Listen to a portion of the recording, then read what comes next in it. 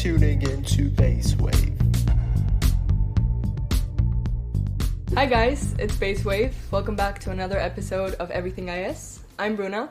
And I'm Bianca. And we will be the hosts of today's episode. And today we will be talking about how to find housing in The Hague. We all know that it's one of the most difficult things to do, so we're here to give you helpful tips. So Bruna, how did you end up finding housing? So for my first year, when I applied to IS, I also applied for uni housing, and it works through like a lottery system. So it's purely random, but I was lucky enough to get it. I paid a fee, and then I only had to win the Hunger Games when selecting my room, and I ended up finding a studio just for myself. And but for my second year, because uni housing is only available for 1 year, I found my second apartment through an agency.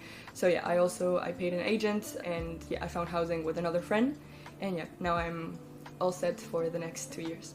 What about you? Well, mine is very different from yours. I actually came here without housing. Might not be the smartest decision, but I applied a little late, so you gotta do what you gotta do. So the first month I stayed with some other students in an Airbnb. I think 3 days before the semester started, I was at a house party, people who I met during Hop Week. And there I met my now housemate, and she told me that she had a room available in her building, and I really wanted that room, so I convinced her to text the landlord, and so she did. And 2 days later I finally had a room here in The Hague. That's great. It's, I guess, also a matter of asking around. Yeah, definitely. It's all about networking. So some important things to know when finding housing is that you need to register in The Hague. After 3 months of living in The Hague, you need to be registered, so also get a BSN. And in order to register, you need a house that allows you to register, which means it can't be a sublet. Yeah, and usually if you can't register, it's also kind of illegal, so you definitely need to be cautious with that. Yeah. Because they might go into your apartment and check how many people are living there, so you need to be careful. Another thing to take into account is that it is sometimes harder for internationals to find housing, since often landlords or shared households are looking for Dutch only. But things are also changing, and it is possible for us internationals to get housing, so. Definitely. And now we want to tell you a little bit about where you can actually find housing.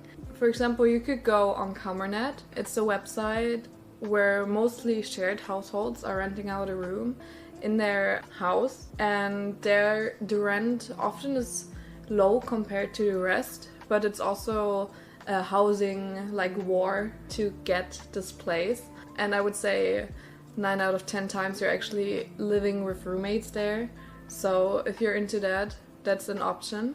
And then there are also websites like Funda or Pararius, and they're mostly apartments, and they're more on the more like expensive side. Another place to look for is Stadium. It's a social housing platform, and the way you get a place is based on your registration period. So we would suggest that you register early on, because the longer you're registered at that website, you have a higher chance to actually get a room. So another place to look for housing is Roommatch, and it is specifically for students. And most of the times you have your own bedroom and sometimes your own bathroom, but often it's a shared kitchen. So it's more like a shared facility and like a student building, but that could also be fun. And especially towards the end or at the beginning of the semester, people are advertising rooms on WhatsApp or Facebook because they're looking for housemates. Yeah, but you should be careful with that. Yeah, because there can also be a lot of scams when trying to find housing. So we recommend that you never pay without having seen the room or the apartment, and never ever pay upfront. I've heard a lot of stories of people who have been asked to pay a deposit, like without even having seen the the room they were applying for. So yeah, that's definitely a no-no. So also be careful when sharing personal information such as your ID or your passport. And another thing to take into account is that booking.com does not exist to find permanent housing, so don't use it for that. I also, like, me as an example, I know other people than me who found housing through Airbnb. I mean, it's more on the expensive side, but it is definitely a good solution for short term, because if you don't have housing up front, you can rent an Airbnb and live there until you actually found housing. I also had a friend who stayed at an Airbnb for almost the entire first semester. So it is a solution, but definitely not a long term. Or you can also find housing through agencies, but you do have to pay them and you have to do a lot of research to actually find a good agency that can help you. And yeah, usually with agencies, the fee that they ask you to pay is 1 month of your rent. That's something you need to take into account if you want to find housing through an agent. So another thing to know is that if you do end up finding a studio, you can apply for housing allowance, which is really helpful because it's around 260 euros per month. So yeah, it's definitely something worth applying for. And in order to be eligible for this, yeah, you need to live in a studio by yourself.